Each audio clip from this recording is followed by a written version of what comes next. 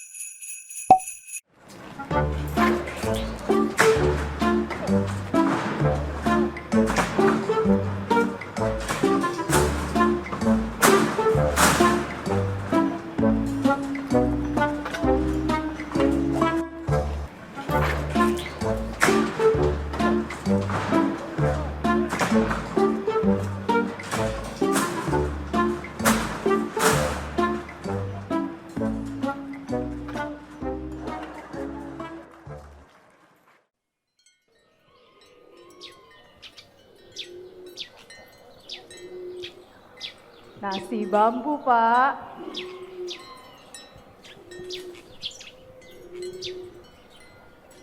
Nasi bambu, Ibu. Nasi bambu, Mas.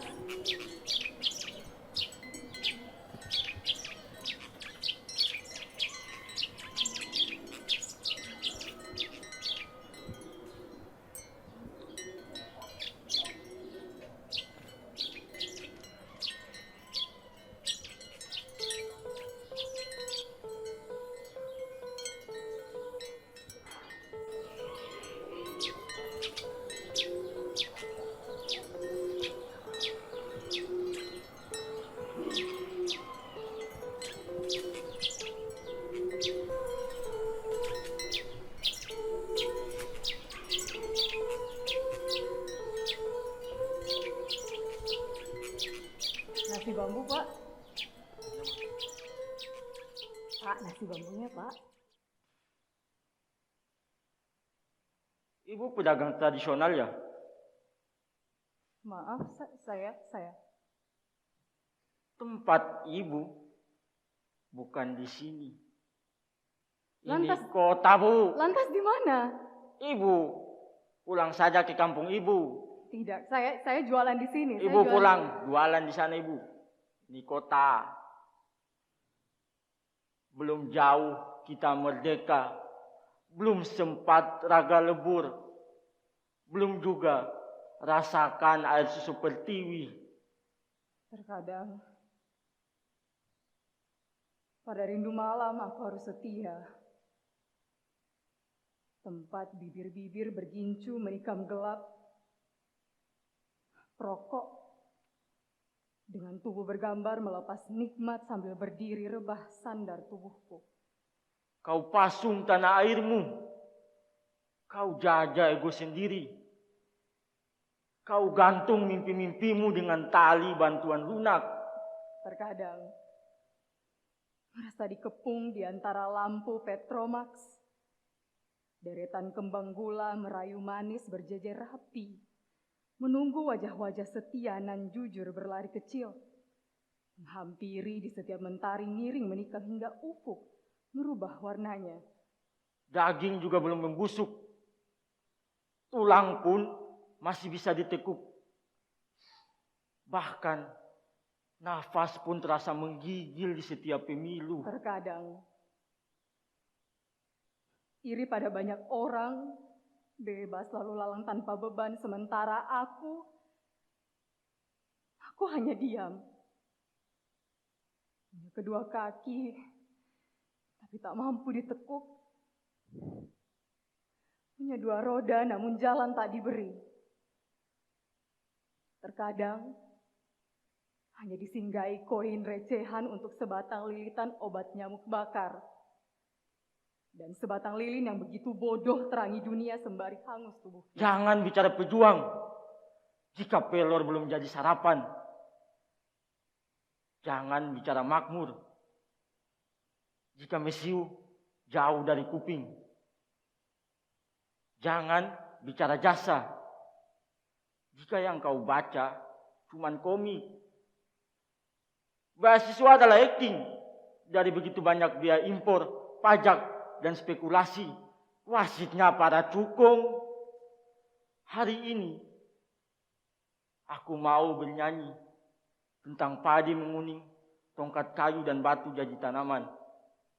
Hari ini aku mau melihatmu menjadi sahabat, bukan menjadi konco atau kolega, apalagi rekan bisnis. Hari ini aku mau menulis puisi di Taman Budaya tentang tidurku di atas jerami berbantal bunga ringan. Sebab bunga ringan adalah bunga yang hidup dan tak akan pernah mati. Tapi ini bukan terkadang.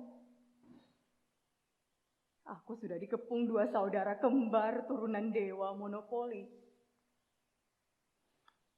Leherku dicekik Indomaret. Kakiku diselimpungi Alfamidi. Koinku tak berputar lagi. Bunga hidup, kepung bias dosa. Menghisap sebatang lisong, melihat Indonesia Raya, mendengar jutaan rakyat, dan di langit 2-3 tukung mengangkang berak di atas kepala mereka. Matahari terbit, fajar tiba. Dan aku melihat 8 juta kanak-kanak tanpa pendidikan.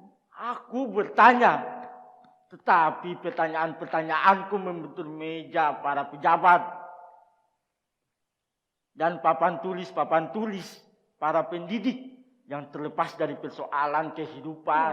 8 juta kanak-kanak menghadapi satu jalan panjang. Tanpa pilihan, tanpa pepohonan, pada mau persinggahan, tanpa ada bayangan ujungnya. Menghisap udara yang disemprot deodoran. Aku melihat sarjana-sarjana menganggur di jalan raya. Aku melihat wanita bunting antri uang pensiun. Dan di langit, para teknokrat berkata bahwa bangsa kita adalah bangsa yang malas. Bahwa bangsa kita mesti dibangun, mesti di-upgrade. Disesuaikan dengan teknologi yang diimpor. Gunung-gunung menjulang. Langit pesta warna di dalam senja kala. Dan aku melihat protes-protes yang terpendam terhimpit di bawah tilam. Aku bertanya, tetapi pertanyaan-pertanyaanku membentuk jidat para penyair salon yang bersajak tentang anggur dan rembulan, sementara ketidakadilan terjadi di sampingnya. Dan 8 juta kanak-kanak tanpa pendidikan termangu-mangu di kaki Dewi Kesenian. Bunga-bunga bangsa tahun depan berkunang-kunang pandang matanya di bawah iklan berlampu neon. Berjuta-juta harapan ibu dan bapak menjadi gemalau suara yang kacau, menjadi karang di bawah muka samudra. Kita harus berhenti membeli rumus-rumus asing. Diktat-diktat hanya boleh merumuskan keadaan. keluar ke jalan raya, keluar ke desa-desa, mencatat sendiri semua gejala dan menghayati persoalan yang nyata. Inilah sajaku, pamflet masa darurat. Apalah arti kesenian bila terpisah dari derita lingkungan? Apalah artinya berpikir bila terpisah dari masalah kehidupan? Sebatang Lisong W.S. Rendra.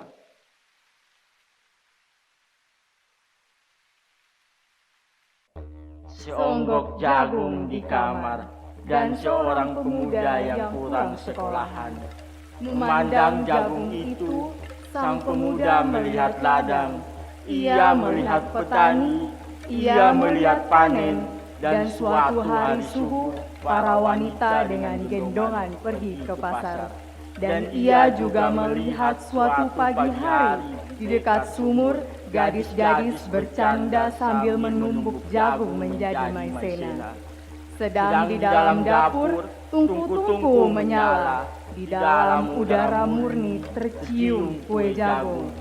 Seonggok jagung di kamar dan seorang pemuda. Ia siap menggarap jagung.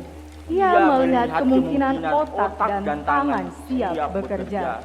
Tetapi ini seonggok jagung di kamar dan seorang pemuda tamat SLA.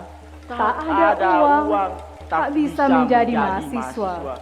Hanya ada seonggok jagung di kamarnya. Ia memandang jagung itu dan ia melihat dirinya terlunta-lunta. Ia melihat dirinya ditendang dari diskotik.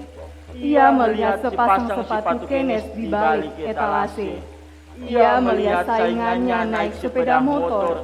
Ia melihat nomor-nomor lotre. Ia melihat dirinya sendiri miskin dan gagal.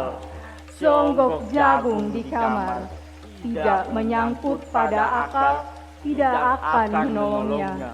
Seonggok jagung di kamar tak akan menolong seorang pemuda yang pandangan hidupnya berasal dari buku dan tidak dari kehidupan, yang tidak terlatih dalam metode dan hanya penuh hafalan kesimpulan, yang hanya terlatih sebagai pemakai tetapi kurang latihan bebas berkarya. Pendidikan telah memisahkannya dari kehidupan. Aku bertanya, apakah gunanya pendidikan bila hanya akan membuat seseorang menjadi asing di tengah kenyataan persoalannya? Apakah gunanya pendidikan bila hanya mendorong seseorang menjadi layang-layang di ibu kota, kikuk pulang ke daerahnya? Apakah gunanya seseorang belajar filsafat, sastra, teknologi, ilmu kedokteran, atau apa saja bila pada akhirnya ketika ia pulang ke daerahnya lalu berkata, di sini aku merasa asing dan sepi. Seonggok jagung, W.S. Rendra.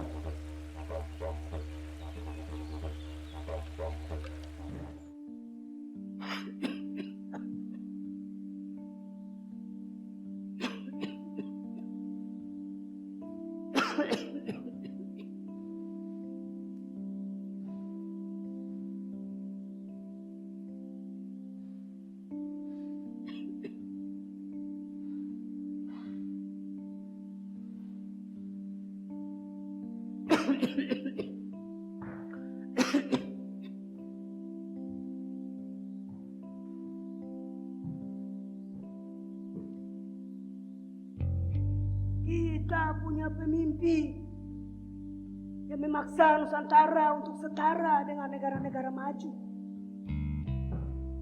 tanpa dibarengi dengan sumber daya manusia yang memadai. Kita dipaksa melompat jauh ke depan tanpa mempelajari tekniknya.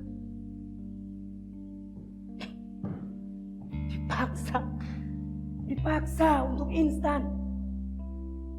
Mungkin kita sedang lupa atau bertindak amnesia bahwa untuk jauh melompat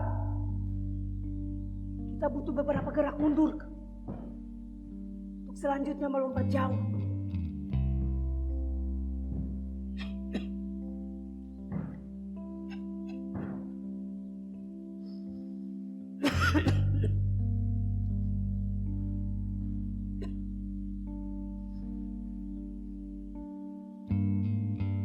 Pemimpi kita doyan mencari nama dan popularitas yang sifatnya temporer. Dan akhirnya bikin kelompok sendiri-sendiri demi kepentingan perut kelompoknya.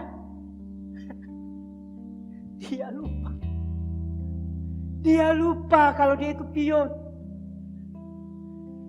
Pemimpi kita mengadopsi segala macam teknologi tanpa adanya filterisasi. Pemimpi kita juga tahu kalau kita punya harta karun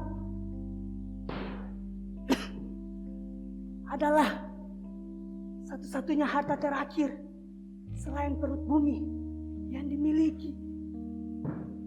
Sebab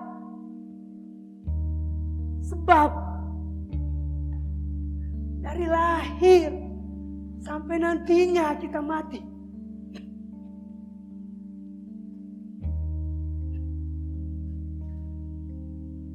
sebab dari lahir sampainya nanti kita mati, kita akan dikenakan pajak. Itulah harta karun terakhir kita. Itulah harta karun terakhir kita. Harta karun Tias dosa.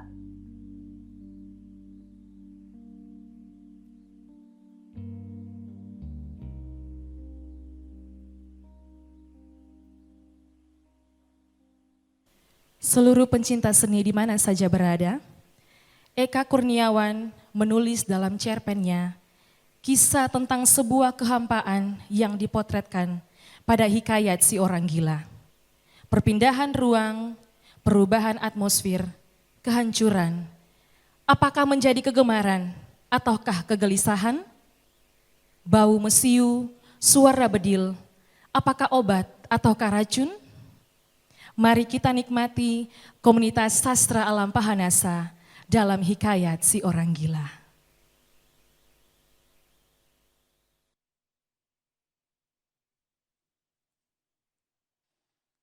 Hikayat si orang gila. Orang gila itu tidak bernama. Sedang duduk di pojok jalan. Di atasnya selembar kain koyak dengan kata referendum yang nyaris tak terbaca masih membentang. Ia berdiam di situ, di sudutnya yang paling aman, menatap nanar pada hal-hal yang baginya sendiri terasa ajaib. Jauh di luar sana, salak senapan bersahutan seperti serigala di malam purnama. Orang-orang, para penghuni kota mungil itu, ribut berlarian dengan teriakan-teriakan yang tidak mungkin dipahami si orang gila. Mereka menjinjing barang-barang yang dikemas dalam buntalan-buntalan kecil.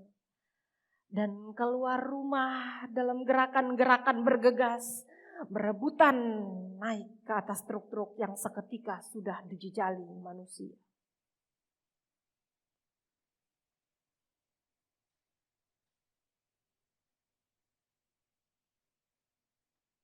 Orang gila, ayo pergi. Kau bisa mati di sini.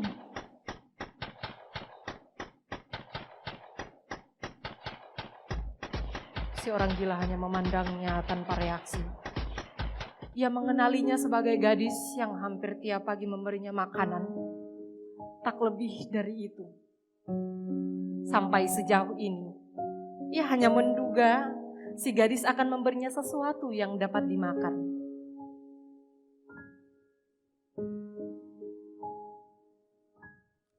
Ayo, tinggalkan kota.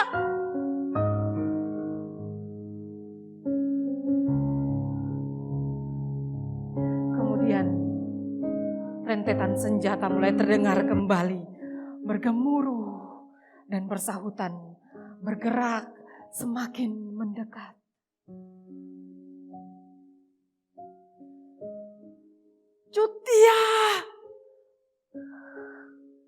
cepat kau, berangkat kita. Seorang perempuan tua berteriak dari atas truk. Si gadis masih menatap si orang gila dengan cemas dan perlahan berjalan menuju truk.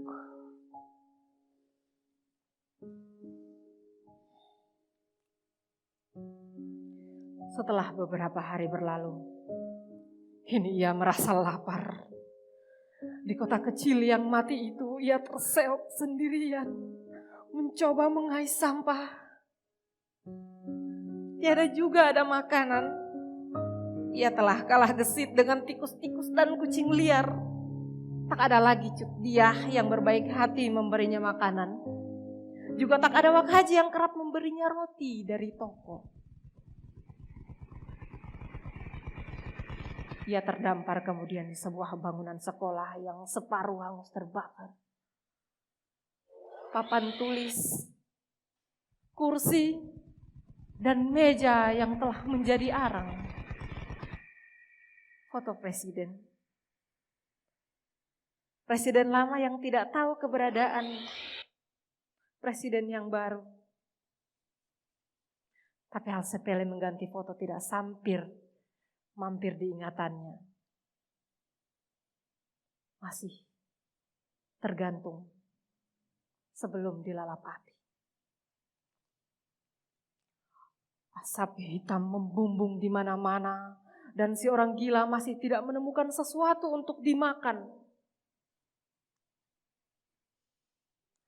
Ia mulai asing dengan dunia dan dengan apa yang terjadi. Ketika siang datang dan pemberontakan di dalam perutnya semakin menjadi-jadi, ia mencoba masuk ke dalam rumah-rumah yang tersisa melalui pintu atau jendela yang telah dibongkar secara paksa oleh seseorang. Tapi ia tak menemukan apa-apa. Akhirnya, ia mengelum potongan kayu dan duduk lemas di trotoar. Dari arah selatan berjalan perlahan sebuah truk tentara yang memuat sekelompok prajurit. Suara mesinnya yang meraung-raung masih terkalahkan oleh teriak nyanyian kelompok prajurit itu. Mereka berdendang, berjingkrak-jingkrak sampai truk kadang oleng dibuatnya. Menyanyikan lagu-lagu kemenangan yang mirip nada orang-orang mabuk daripada nada patriotik para pahlawan.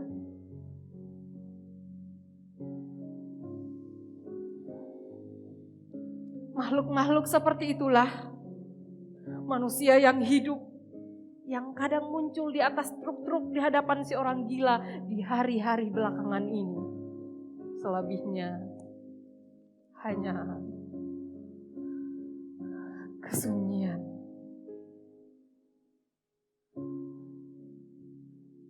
Dan mereka bukanlah orang-orang yang boleh diharapkan bagi si orang gila. Kelakuan mereka menyebalkan. Kadang melemparinya dengan benda macam apapun atau menggertaknya dengan tembakan. Naluri si orang gila seolah mengatakan bahwa mereka bukanlah malaikat penolong bagi perutnya yang kelaparan. Para prajurit di atas truk semakin ribut ketika mereka melewati si orang gila. Lagu semakin keras berbaur dengan teriakan-teriakan yang lucu menurut mereka.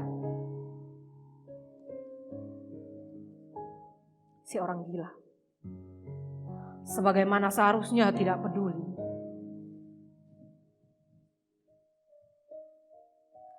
Teman-teman, aku yakin ia salah satu anggota gerombolan itu. Betul. Bunuh! Tuh! Dan meletuslah senjata-senjata, melemparkan peluru-peluru ke arah si orang gila. Tapi semuanya luput. Mungkin Tuhan melindungi si orang kelaparan itu. Atau Mungkin juga karena tololnya para penembak. Siapa yang tahu? Hingga kemudian truk sudah menjauh meninggalkan sisa-sisa lagu tawa yang sumbang.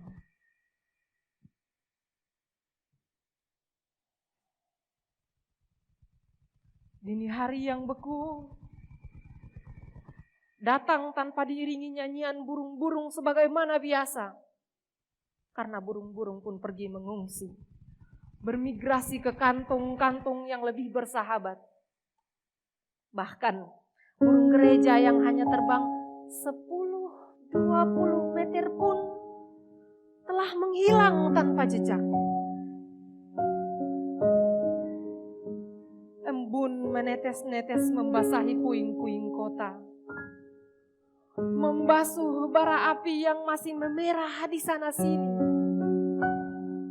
Bau karbon terhirup di mana-mana, membumbung di udara, bercampur dengan bau mesiu.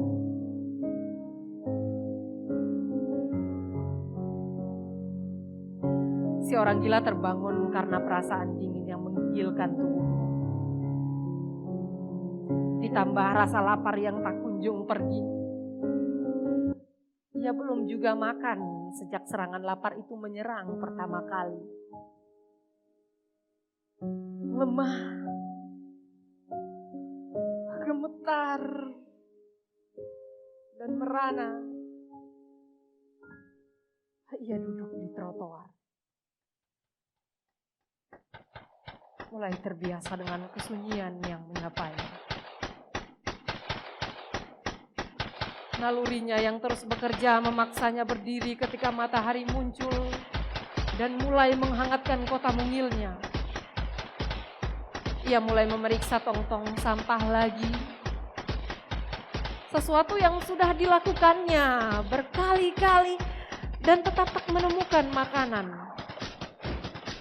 Matanya mulai menatap sayu, sedih dan menderita. Tubuhnya yang kotor dan dekil, yang dibalut celana pendek dan oblong terkoyak-koyak, tak dapat menyembunyikan kepucatan kulitnya.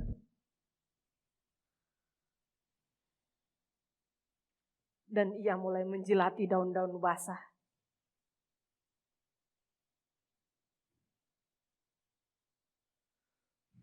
Meminum airnya dan mengunyah daunnya. Pahit. Ia lepahkan lagi. Ia ingin makan. Ia lapar.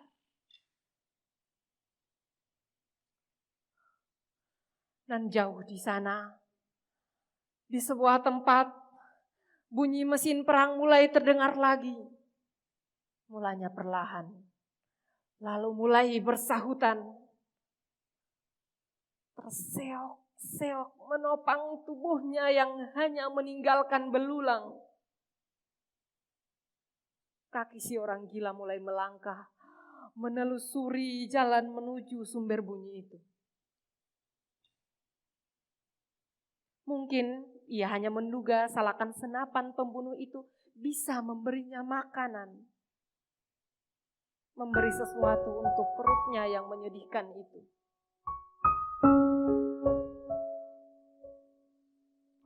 Maka ia tinggalkan kota kecilnya yang telah demikian ia akrabi. Tak ada orang yang melepas kepergiannya.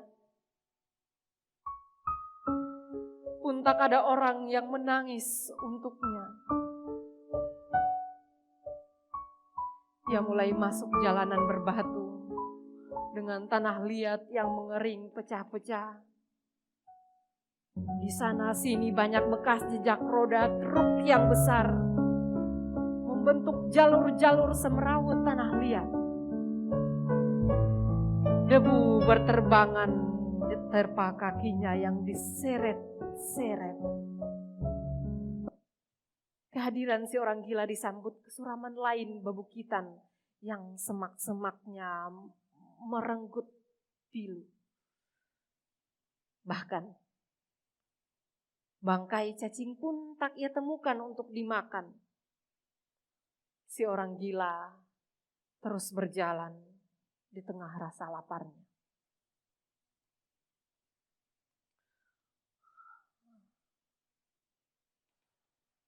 Ia sudah terkapar tak berdaya. Ketika sampai di pinggiran sebuah desa, amblas bersama tanah, debu, dan belukar. Tak jauh darinya, bunyi senapan yang nyaring terdengar, menderu, membabi buta, melemparkan bau mesiu. Matanya nanar, menatap perkampungan dan bibirnya bergetaran hebat. Di sanalah otaknya bekerja dengan susah payah. Di sanalah kau bisa temukan makanan untuk menunaikan tugas besar kehidupan. Berperan melawan kematian. Lalu mesin perang semakin galak terdengar, disusul oleh deru telapak kaki dari arah desa. Sekonyong-konyong ia saksikan orang-orang berhamburan, berlarian, teriakan nyaring, ribut, ketakutan, berbaur, membentuk harmoni yang mengibakan. Dilatari bunyi letusan senjata. Si orang gila hanya menatap kosong dan mengerang tanpa makna.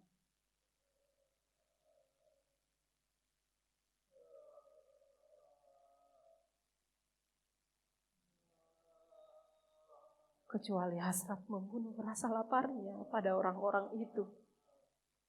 Perempuan-perempuan menggendong anaknya sambil menangis dan mencoba menghentikan anak mereka yang menjerit-jerit. Yang laki-laki, kebanyakan tua, membawa apa saja yang bisa mereka bawa.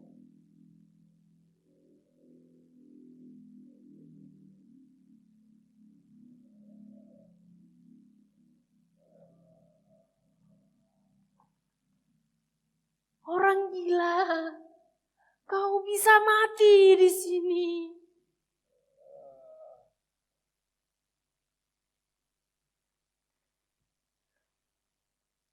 Kemudian ia berlalu, mengikuti rombongan penduduk yang terbirit-birit, lari ketakutan dari moncong-moncong senjata.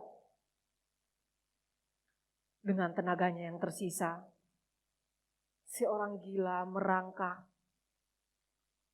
menelusuri jalan setapak menuju perkampungan.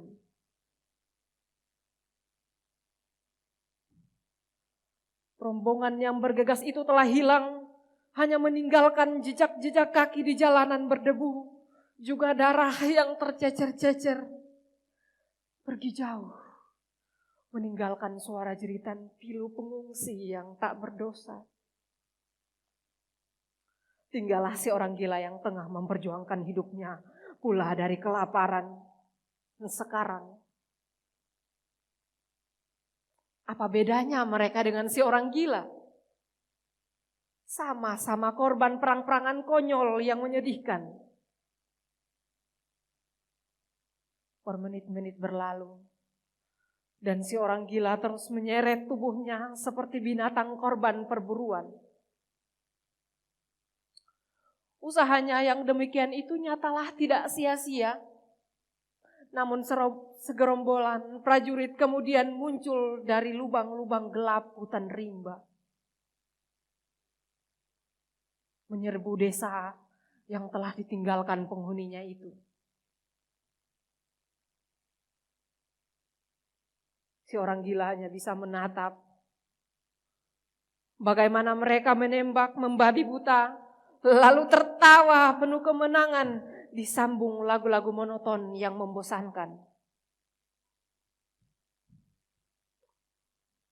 Orang-orang itu mulai masuk menggeledah setiap rumah sambil berteriak-teriak.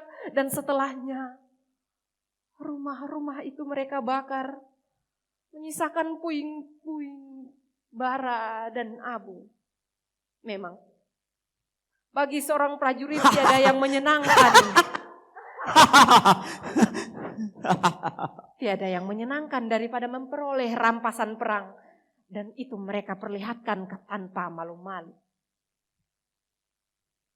Secepat mereka datang, secepat itu pula mereka pergi, membawa apapun yang dapat mereka bawa. Pergi mencari ladang perburuan yang baru. Si orang gila akhirnya sampai pula di desa itu. Desa yang telah menjadi sampah. Hancur, lebur tanpa berdaya. Ia hanya menemukan rumah-rumah yang telah menjadi arang. Tak dapat diharapkan. Meskipun begitu, ia seharusnya cukup bersyukur ketika menemukan sebuah rumah yang tampaknya masih utuh. Walau di sana sini jelas begitu porak-poranda, serta pada kenyataan bahwa ia masih hidup. Dengan tulang, daging dan darah yang tersisa, si orang gila memasuki rumah tersebut. Sebagaimana di luar, ia saksikan kehancuran itu di dalam. Porak-poranda ditebas sangkur dan peluru. Tapi ia tak menemukan apa-apa untuk dimakan. Apapun isi rumah tersebut, tentunya telah dibawa oleh si pemilik. Dan kalau saja ada satu hal yang tersisa, tentu telah digondol oleh para prajurit yang menjarah. Tak ia temukan apa-apa. Bahkan remah-remah nasi pun tidak ada.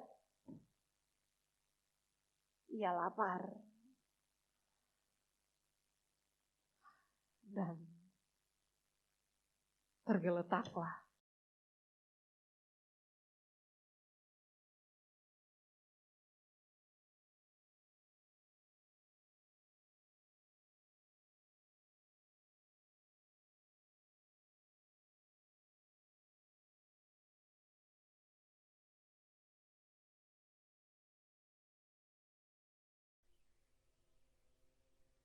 Tanpa makan berhari-hari dan kemudian demam, si orang gila akhirnya mati di situ. Terkapar, tak bernyawa.